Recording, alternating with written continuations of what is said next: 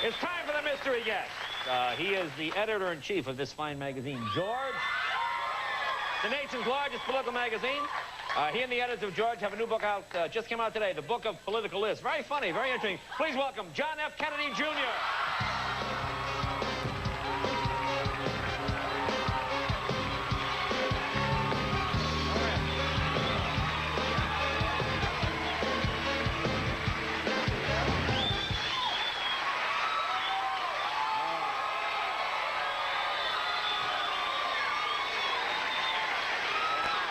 Well, thanks for coming. We try to keep it a mystery here, so. You did a very good job. Well, thanks. Thank you. I know. And thank you for coming out. I know you don't usually do these kind of shows, so it's a thrill to have you here. Now, I know you're a New Yorker. Jerry's moving to New York. Any tips? Tips. There's this great soup place. I don't know. Really? No, I haven't heard. Yeah, in the 50s. Really? Yeah. How is the service? He's a ill-tempered kind of guy. I see. All right, I'll check it out. Let me ask you. I got to tell you, my judgment in following Mr. Seinfeld on the biggest night in TV, they always tell you in politics you got to watch who you follow. So I don't know what I was thinking, but it's a great honor to be here. Well, it's an honor to have you this night. Yeah. Now, weren't you on, no, you weren't on Seinfeld, but you were portrayed, right? My elbow, I think it was. Yeah, Yeah, we had, you were in the famous contest episode. Yeah, well, that's You right. slept with the very... I did. No, it was funny because I hadn't seen the episode, and I come out of my house in the morning, and everyone is like yelling across the street, and I'm walking to work. You know, I was a district attorney then, and people are driving by in their cars and honking, and I'm going, what the heck is going on here? So I walk in, and, you know, as people start to say, oh, you know, I saw you last night. Were you on Seinfeld? Were you on Seinfeld? I said, no, what is everyone talking about? So they explained it, and then I had a trial, and I walk into the court, and the defendant is sitting there over there, and he goes, you were on Seinfeld. And I was like, no, I wasn't on Seinfeld. And he leans over to his lawyer, and he goes, guy's an actor, too. No wonder he failed a bar exam.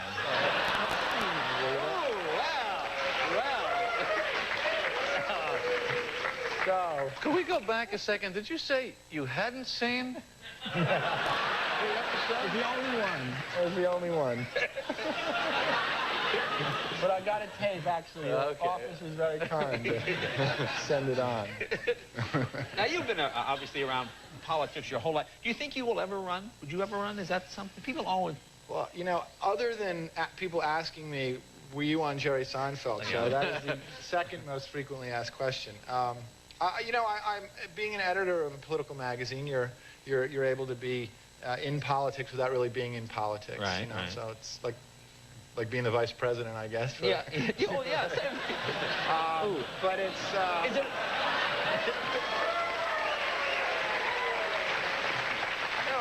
I mean, I have a great time doing that, and we all know that politics is a tough profession these days, but I think a very rewarding one.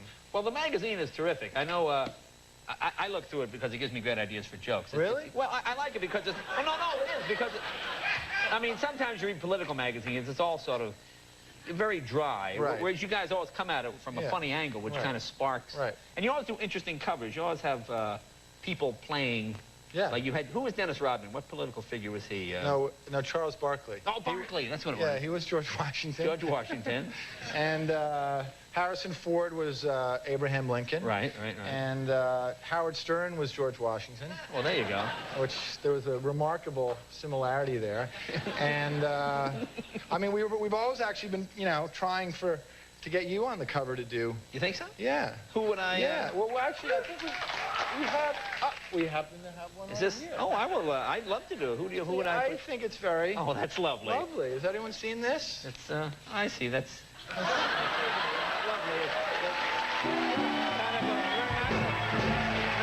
And I'm a handsome woman, very busty. Apparently, I'm a very busty woman. Well, now we're busting people for pictures. Let me ask you something, because I know in your life, I always see you. You always seem very dignified and avoid this and avoid that.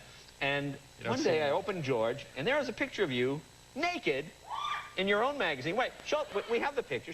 There you are right there. Now, naked.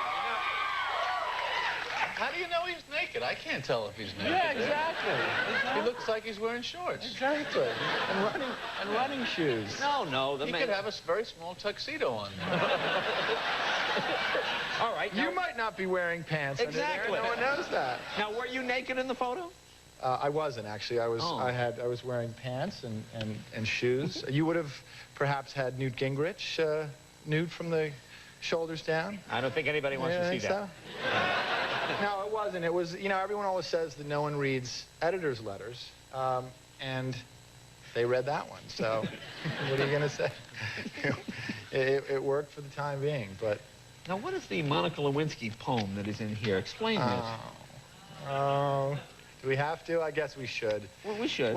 We happen to have someone who sent us Monica Lewinsky's poem that she wrote in 9th grade. Actually, not in 9th grade, when she was a 9-year-old. And I know I'm going to rot in hell eternally for this, but can I maybe just give it a sample? Yeah, give a sample. Okay. It was written.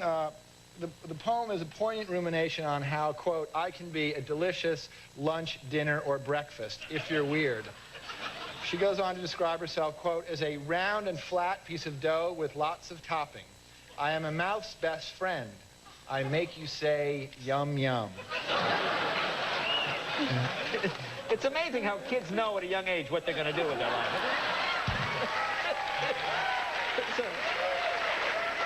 Well, this here is the...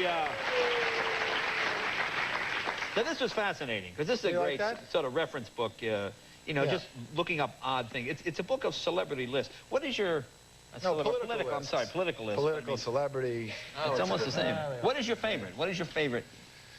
Well, there's a lot of them. I mean, you know, we tried to basically have a kind of a resource book about politics that also had some funny things in there, and so that, you know, the whole problem with politics is people often think that it's dull and boring, and they don't really appreciate some of the drama or some of the history or some of the funny parts. So there are everything from code names of presidents to Jimmy Carter's list of 10 favorite desserts that he insisted to. Richard Nixon's protocol at state dinners. What was the women? What was it? The women that ran for president? Women who ran for president who couldn't vote for themselves.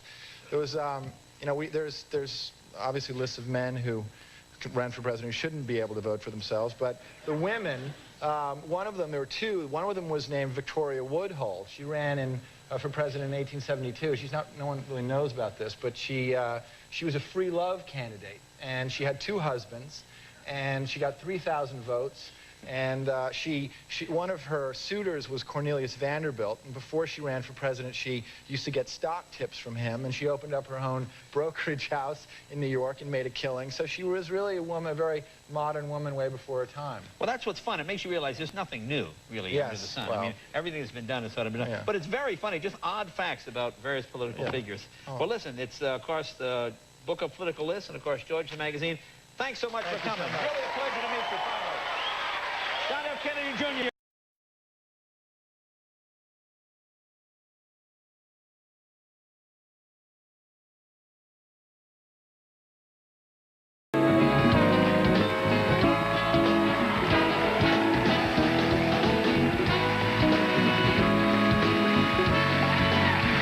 I want to talk to you for a minute, but before I do, I want to thank our guest, Darrell Hammond. Thank you very much, Saturday Night Live. Thank you, very funny man.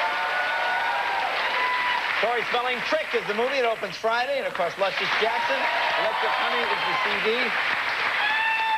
I want to thank you for bearing with us tonight. I mean, it's kind of hard to do jokes when, you know, terrible things happen in the news, and I think we've all were affected. And I'm trying to understand why so much, you know. I mean, for me, growing up in Massachusetts, and the Kennedys are so much a part of my life as a kid, you know, I remember my mom crying when John and Caroline were in the funeral, you know, and it sticks in your mind. And then when he came here and sat in the chair, it struck me that at what point did I think that my life would ever intersect with his life, you know?